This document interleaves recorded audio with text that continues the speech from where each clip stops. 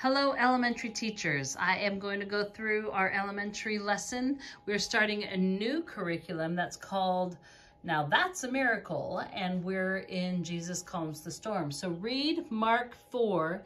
Jesus has power over creation. Jesus tells the storm to be still as a reminder to us and the disciples that Jesus has power over creation. So that's our main idea. And so for the curiosity, you've got the question. So the intro, you've got the question to ask your kids as you're sitting around the table.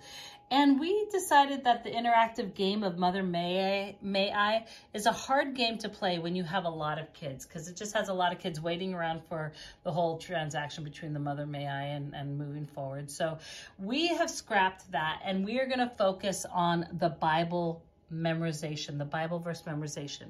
So first hour, 4th and 5th grade, you have two sets. So you have two teams that are going to be able to do this activity.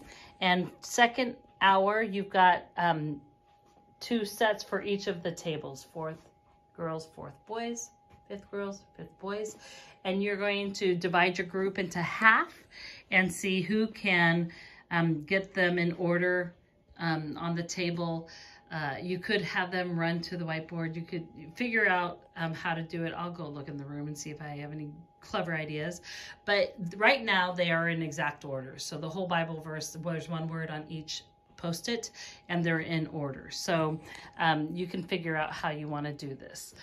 Upstairs, you have two of them, and I would do like boys and girls, or maybe divide the thing in half and mix up one of your sets on one whiteboard.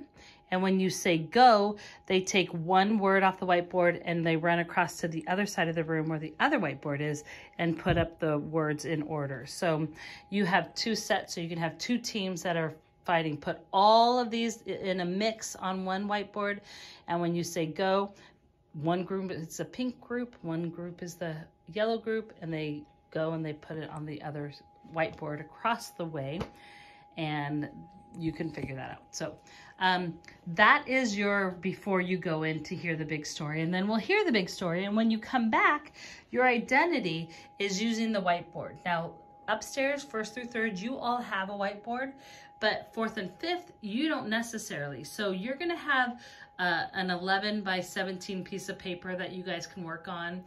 This would be a great time for your kids to get the journals out and write in the journals. But you're gonna divide your paper or your whiteboard into thirds, and you're gonna ask the questions. What do I know about Jesus? Today in God's big story, how did Jesus use his power over creation?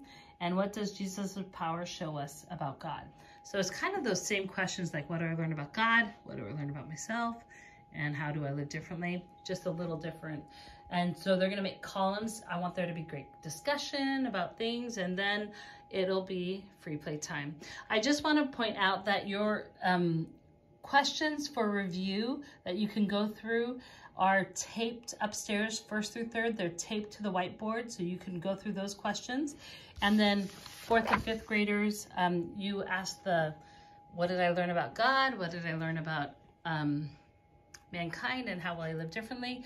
But also, if you get the full lesson plan, you can look at this picture, the questions for older kids. So they're listed right there. Page 13 in your PDF, your lesson plan that's been emailed to you. All right, so I think that's what you need to know for this Sunday, and I'm thankful for you. I'm talking to new people and hoping to build our teams even stronger. So be praying about that. And if you know somebody that I should ask, somebody who's gifted with children, I'd really like to get a couple more people in the 1st through 3rd groups and in the 4th and 5th grade. So God bless you, and thank you for sharing God's love with our kids.